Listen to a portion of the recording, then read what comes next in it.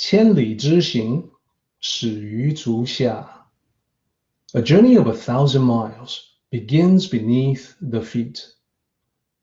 We now gather in the Tao to travel the journey together.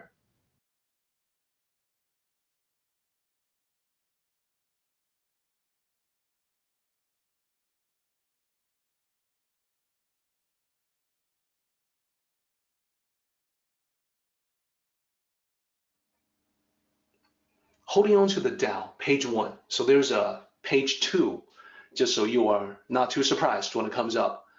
Question, what must we do to hold on to the Tao? So we have seen a couple of good points already. One is about the plainness and simplicity of the Tao. This is from the beginning of the chapter where it says the simplicity of the Tao. It seems insignificant, but it cannot be regarded as subservient. It means that it's important. So we've gone through some examples about doing things that are simple and yet will yield a great effect. But let's stick to the Pu concept for a moment. It means simplifying your life. And what I mean by simplifying your life, I mean externally and internally, with your environment as well as your internal mental landscape. So to simplify that means that you become much more direct, much more simple in the way you process your thoughts, that you are plain spoken in your communication with other people, you're easy to understand. You don't try to use a lot of vocabulary, long fancy words to showcase how smart you are. Whenever a simple word will suffice, that is what you use. And because of your simplified way of dealing with life, you are able to be much more direct. You are able to maintain your integrity, and you are able to practice honesty as the best policy. It makes life so much less complicated.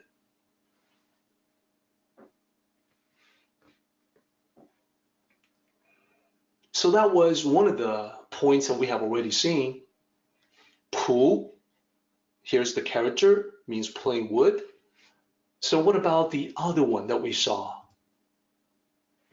Smallness, 小. This means small. So remember the slides that we have gone through. Notice all the awesome little things in life. Rainbow was the example I used. Feel free to use sunset or sunrise, as well as many other awesome little things that if you were to open up the eyes of the Tao, you will see it everywhere.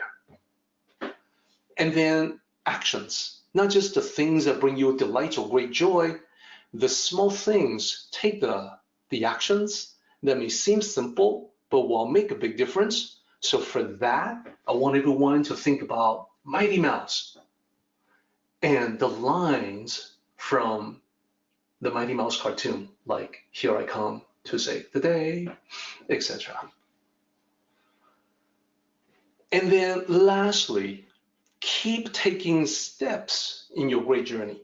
What I mean by that is that every step seems like a small thing compared to the vastness of your great journey, but every step has to be taken.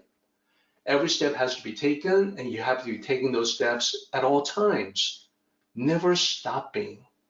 That is how the great journey is done. Number 3, focus on the essence rather than the label. Because remember, the Tao is nameless. Also remember that names represent complexity. If we continue on fixated to names, attached to names, we keep adding names, we are also adding complexity. The additional complexity leads to chaos and confusion. If you doubt that's the case, look at our laws, look at the necessity for lawyers and attorneys, look at the tax code, look at the necessity for tax attorneys. Ultimately, that doesn't really benefit anyone. Ultimately, remember, the Tao is nameless. Focusing on the essence is consistent with the simplicity of the Tao. And just like we want to get rid of all the things, all the clutter that we don't need to hold on to, it is the same thing when we deal with complexity when it comes to names. Focus on the essence. And let's add also the awareness on when to stop. Here too, we can apply it to all kinds of things in life. So a car needs not just the gas pedal, but also the brakes. That is, I'm talking about this in a metaphorical way. What I mean is, when you do anything at all, you need to know how to speed up, how to move forward, but you also need to know how to stop. In investing, you always want to know what is your stop loss bottom line before you start, and that way you know when to stop a particular project. So let's now talk about the ocean. Be like the ocean. So for this one, I want to mention, I think a lot of you already know, when you come into contact with Eastern thought, a lot of you have seen that once upon a time, in a well-known video clip, Bruce Lee has said, "Be water, my friend." He talked about the flexibility of water, how when you put water into a cup, it becomes the cup. You put that into a bottle, it's the bottle. He talked about water being soft, flexible, pliant, and yet it also has the power to crush. So water, he said, can flow or it can crash. So he said, be water, my friend. Well, we're going to go beyond what Bruce Lee said. We're going to go with be like the ocean, not just water, be like the ocean. And that actually has a whole bunch of different contexts, nuances, and meanings associated with it. We're going to start with just two. We'll talk about two for now. I think a lot of you guys are already familiar with this, but let's list them all. We will eventually get to all the different parts about the ocean that are very Tao-oriented, that are very, very much part of the classical, authentic Tao tradition. So be like the ocean. The first bullet there, you are lower, humble, and therefore can receive from all rivers. So this is important, where it says you are lower, humble. What the ancient sages specifically said was that it is because the ocean is lower than everything else, lower than the rivers, lower than the lakes, that it can receive from the rivers, from all the rivers in the world, that they flow into it. And to be low is to be humble. Thus, the greatest must also be the humblest.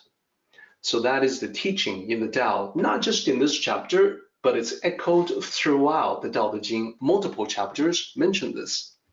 So the ocean itself is about humility, the position of the ocean, and the other, the lower position of the ocean is symbolic for humble attitude. Receiving from all rivers, the easiest, most immediate example is when you see. There's a friend of mine who has done this very effectively throughout his entire lifetime. He was very successful as a manager. I knew him in Canada. He has a habitual phrase. When he sees people and they talk about something interesting, he would say, "Please teach me." Simple 3 words. This phrase he used again and again throughout his entire life, please teach me. And he always encountered people who are glad to teach him. And this is because he exhibited his humble attitude to learn. And when you do that, you receive abundantly from others. In his case, he received abundantly the knowledge that people had to share. Next, we also want to talk about being vast as a metaphor for being tolerant.